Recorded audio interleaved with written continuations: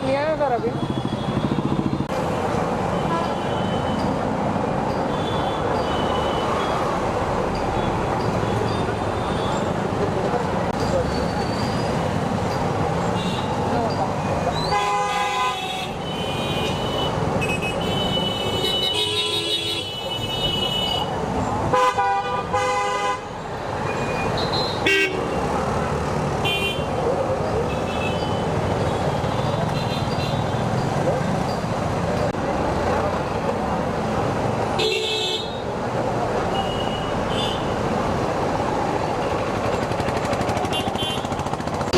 ఎందుకు స్వాగతం నెక్స్ట్ సమాచారం తెలంగాణలో మరి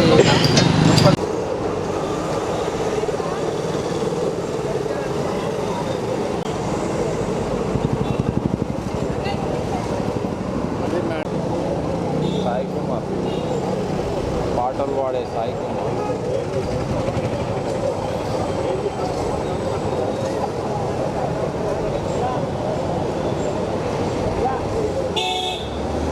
सर पाम तो पेट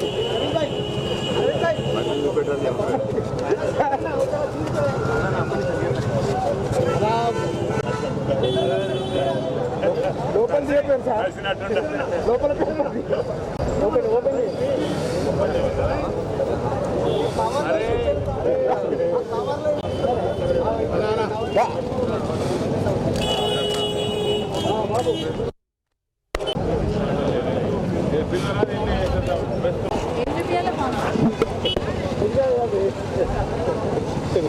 ओपन ये सुपीरियर मैडम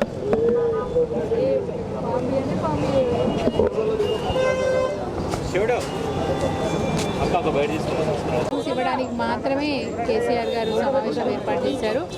అట్లాగే మొన్న మీటింగ్ జరిగిన ఈరోజు మీటింగ్ జరిగిన విషయం మాత్రం ఒకటే, అనుకూలంగా మనకు పరిస్థితులు ఉన్నాయి కాబట్టి ఎలాంటి ఇబ్బంది లేకుండా మున్సిపల్ ఎలక్షన్స్లో గెలుచుకొని రండి అని చెప్పారు. ఆశావాహులు చాలా మంది ఉంటారు, ఎందుకంటే అవతల పార్టీలు లేవు కాబట్టి ఆశపడే వాళ్ళు ప్రతి వార్డులో 3-4 ఉంటారు. వాళ్ళందరితో మాట్లాడుకొని ఎట్లయినా బీఫామ్ ఒక్క వ్యక్తికి ఇవ్వాలి కాబట్టి ఒక వ్యక్తిని మరి క్యాండిడేట్గా ఎంపిక చేసుకొని మిగతా ఆశావాహులందరినీ కూడా వారికి కూడా మేము సముదాయించి మొత్తానికి ఒక వార్డులో ఒకటే క్యాండిడేట్ టీఆర్ఎస్ అభ్యర్థులుగా చూసుకుంటాం. నామినేషన్లు మా దగ్గర అయితే ఈరోజు మేము డిక్లేర్ చేయబోతున్నాం మా క్యాండిడేట్స్ని. రేపు బీఫామ్స్ కూడా ఇచ్చేస్తాము. ఆ తర్వాత कैंपेनिंग मात्रा ఉంటుంది. Thank you. अभी आने वाले चुनाव में तेलंगाना कॉरपोरेशन और म्यूनसिपल की इलेक्शन होने वाला है। अभी जनता का माहौल देखे तो पूरा टीआरएस की आने का संभावना है। तेलंगाना बनने के बाद हर एक म्यूनसिपालिटी में पानी का सुविधा पूरा हो चुका है और पूरा रोड्स भी डेवलप हो चुका है। ऑल पूर पीपल को डेवलपमेंट एक्टिविटीज अच्छी तरह से हो रहे। उसके लिए अभी जब इलेक्शन में टीआरएस को जिताने के लिए पूरा जनता तैयार है।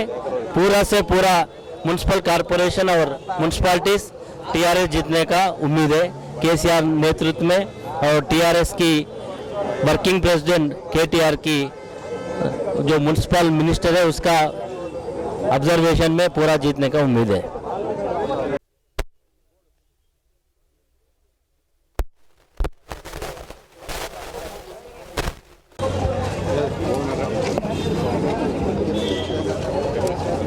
साइड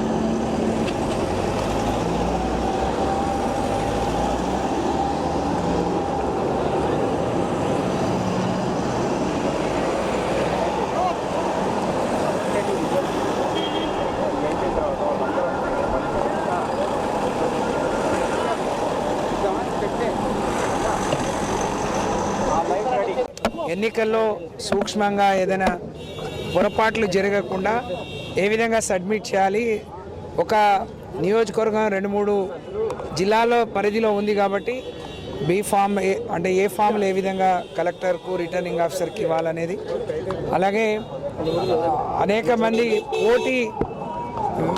మరి చాలామంది పోటీ పడుతున్నారు కాబట్టి వాళ్ళని ఏ విధంగా నచ్చజెప్పాలి, వాళ్ళందరినీ కాన్ఫిడెన్స్లోకి తీసుకోవాలి.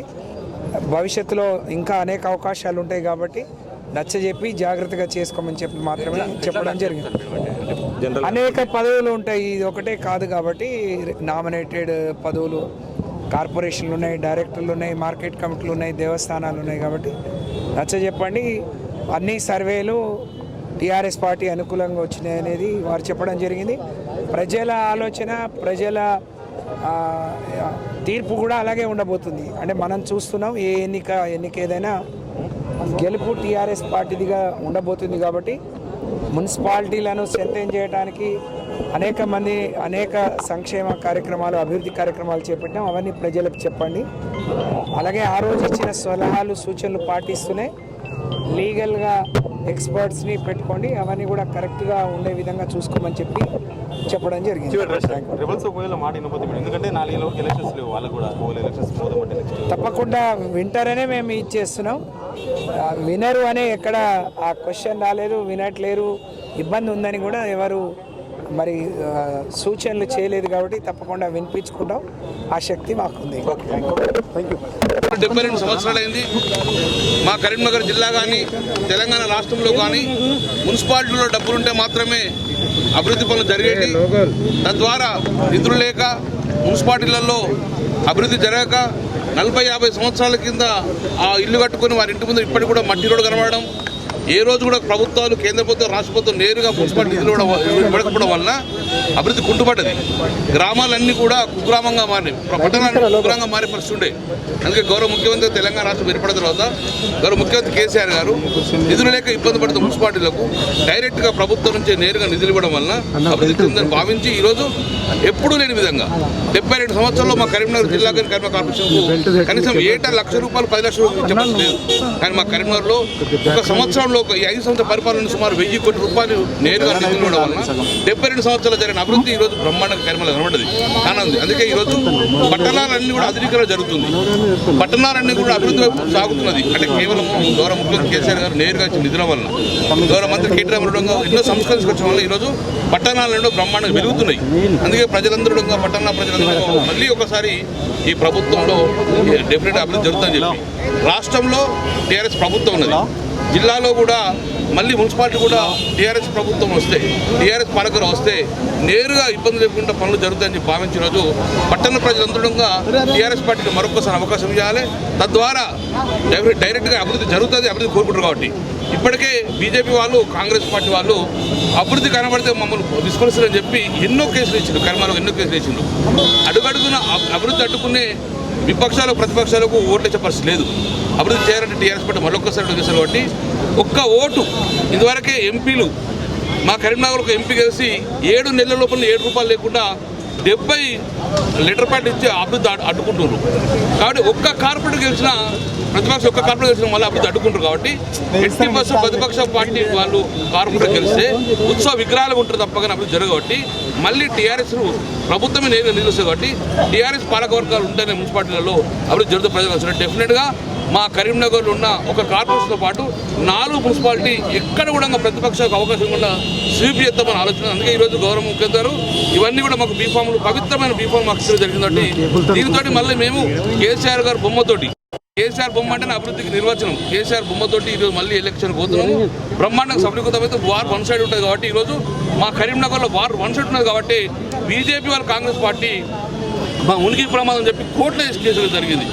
నేను నిజంగా మీకు సత్తా ఉంటే ప్రజల్లోకి వెళ్ళి గెలవాలి, కానీ కోర్టులకు వెళ్ళి స్టే తెచ్చుకొని ఆపే పరిస్థితి వచ్చిందని ధర్మం ఉంటుంది. కాబట్టి డెఫినెట్గా కోర్టు అన్ని అధిగమించుకొని మళ్ళీ ఎలక్షన్ పోతుంది మీ భాషను. కాబట్టి డెఫినెట్గా ఈ తెలంగాణలో వార్ 1 సైడ్గా ఉంటుంది. డెఫినెట్గా మున్సిపాలిటీ మొత్తం కూడా టీఆర్ఎస్ పార్టీ కలిసి చేసుకుంటుంది.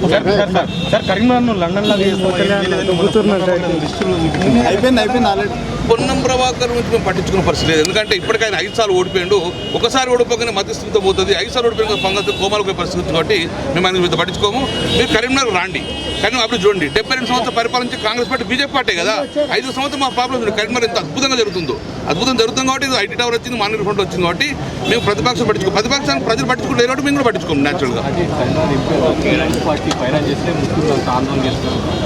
7 నెలల లోపలనే ఇన్ని అడ్డంకులు చుట్టూ బండి సంజయ్ సింగ్ తెలుసు ఎంపీ గారు నుంచి కేవలము భాగవతుల మధ్య మాత్రమే ఎన్నికలు జరుపుకుంటారు.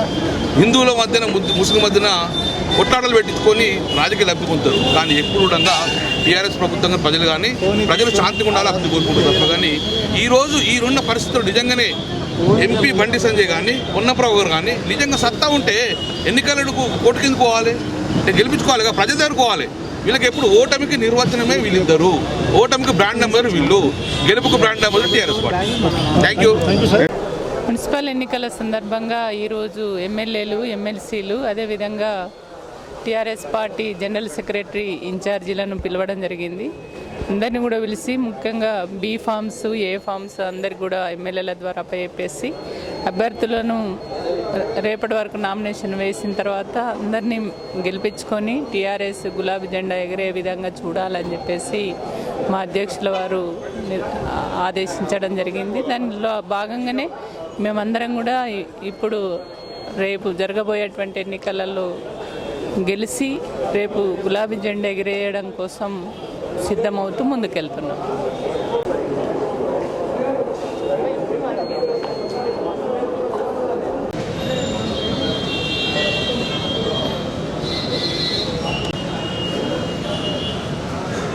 అంటే ఊగులాడుకుంటూ వచ్చే బదులు ఏదో బ్యాగ్ పట్టుకురావచ్చు కదా.